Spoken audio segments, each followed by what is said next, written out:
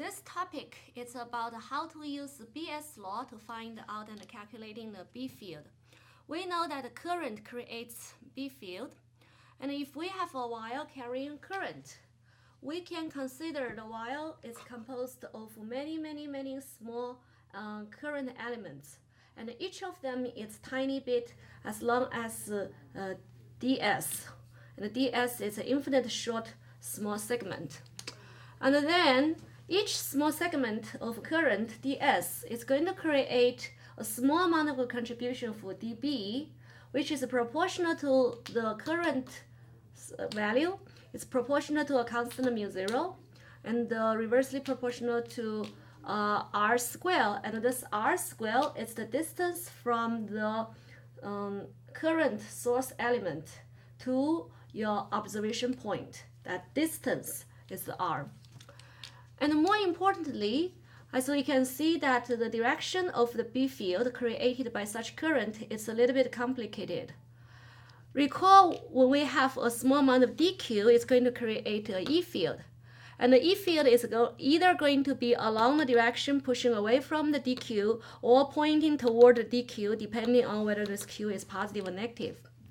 However, here, when you have a small amount of ds in the direction of the current, the B field at this location is going to be along the direction of the cross product of vector ds and the unit vector r. And the unit vector r is the vector pointing from the current source toward the observation point. Other than that, this equation is pretty similar to Coulomb's law. If we figure out the small amount of contribution of B field created by each single small element, and then by integrating of them, we can find the total B field created by the entire piece of wire. And then first, let's recall the right-hand rule number 1. When we have two vectors, A cross product B equals to C. So using right-hand rule, what we should do is to align your four fingers with the first vector A. Okay, you can either be this way, I don't know. But your four fingers is along the direction of A. Okay, and then you adjust your hand so that your four fingers can bend toward your second vector B. And at that position, when you align your four fingers with A and bend your four fingers toward B, and then the remaining direction of the sum pointing to the product direction C. Let's practice a little bit here. Okay, here we have a small current element ds in this direction. Cross product with the r. Notice that r goes from the source to the observation point. Align your four fingers with ds and adjust your four fingers and palm so that you can bend your four fingers toward r. ds cross r. The result is pointing toward me. The result is pointing out of page. And we use a dot to represent out of page. And then we use cross representing into the page. Okay, so due to this, we have a small amount of dB pointing toward me out of page. Similarly, the second one, if we take another piece of ds here, and then align your four fingers with ds cross product with r, again, we get the result pointing toward me out of page the same way. Notice that the product of A cross B, the result C, is going to be perpendicular to both A and B. And mathematically, ds cross r for the first case is equal to the value of ds, the length of ds, multiply the length of r, which is 1, that's a unit vector, okay? And then multiply the angle between them, sine theta, and then you find out it's in the so-called k direction. This is my x direction, I, j, and I, j, k. K is out of page pointing toward me. Okay? So in this case, we have ds cross r equal to the length of ds multiply 1, because the unit vector has length 1, and multiply sine the angle between these two vector, which is 90 degree. Sine 90 degree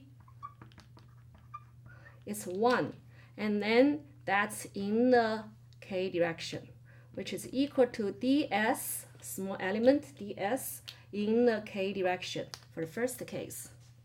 The second case, we have ds cross r, which is equal to the same amount of length of ds, multiply the sine, the angle theta. This time, the angle between A and B is no longer 90 degrees. Sine that angle is no longer 1. It's a particular value less than 1.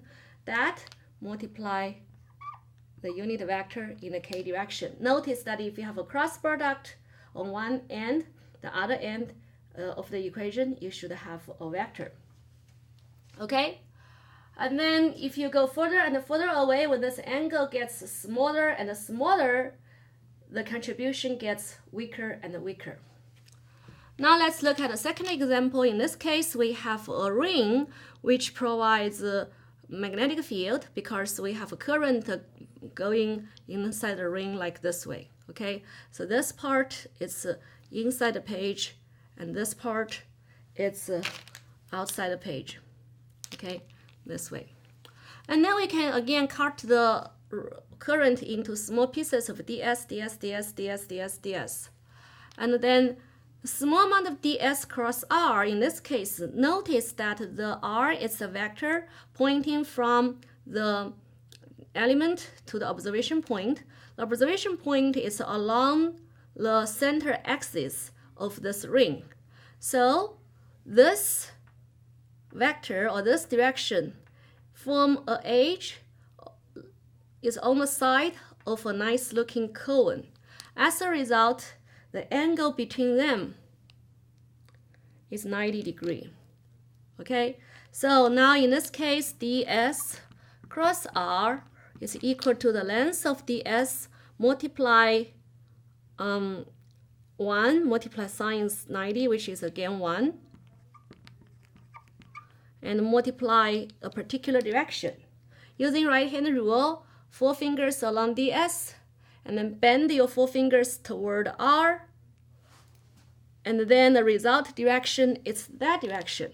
So the result is in that direction. That's your dB. However, your dB occurs here. That's where we observe. So we draw this vector here. That's our dB. Okay.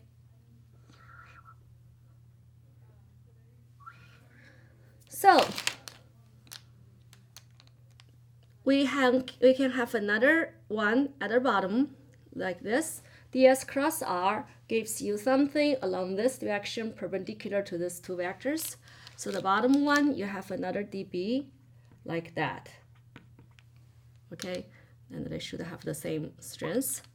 And if you have another one here, ds cross r, it gives you something else in that direction. So basically, we are getting all kinds of dB directions. And as you can imagine, all the contributions, they eventually all pointing in all the different directions, forming also a nice looking cone. So here you got to be very, very careful when you use the small amount of dB to integrate to get a total B. Only the same direction component can be integrated directly. Here, the contribution from every piece of ds is in the same direction, then you can integrate them together. They are both, all of them are in the z direction.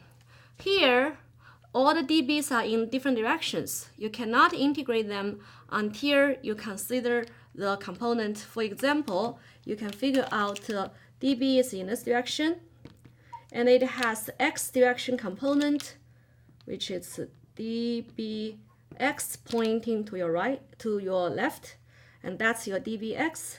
And then only after you decompose db into dbx or other directions, then you can integrate that. And because this is a perfect ring, and you can imagine all the other contribution perpendicular to the axis are going to cancel out, and only the remaining total B field is going to be in this x direction. Another example is this. If we have a current going this way, for this part of the while, how much magnetic field it is going to create at this location P along this line at a certain distance.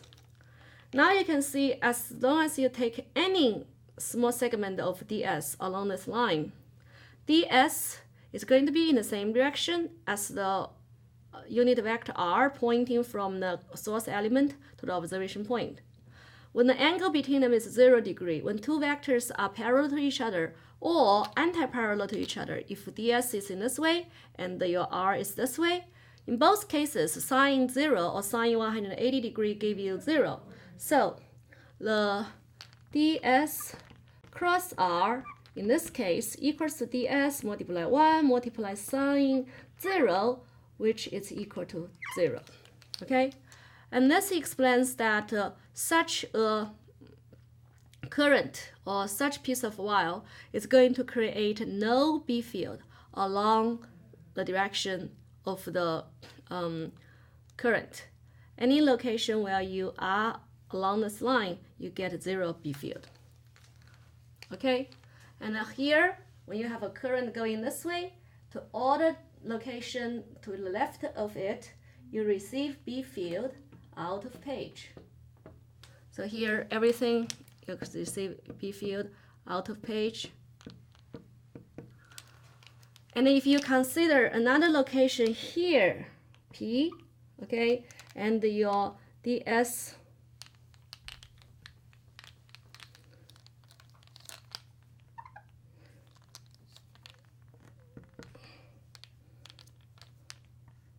in this case, your ds cross r, align your four fingers with ds and bend toward r, the result is into the page, pointing away from me into the page. And then you get, in this case, you have ds and r, ds cross r equal to ds, and in this case, multiply 1, multiply sine 90, and then the result is a vector in this direction into the page, and you can consider into the page to be negative k direction. And that's the cross product of this pair. Okay? Now, let's consider one important problem, which is simple enough for you to solve, considering all this. If we have a wire which is bended like this, it coming from a straight part and then bended to be part of a circle, we know the radius of the circle is equal to a. And we are asking you to find out the magnetic field created by this piece of wire at location here, which is the center O of that part of the circle.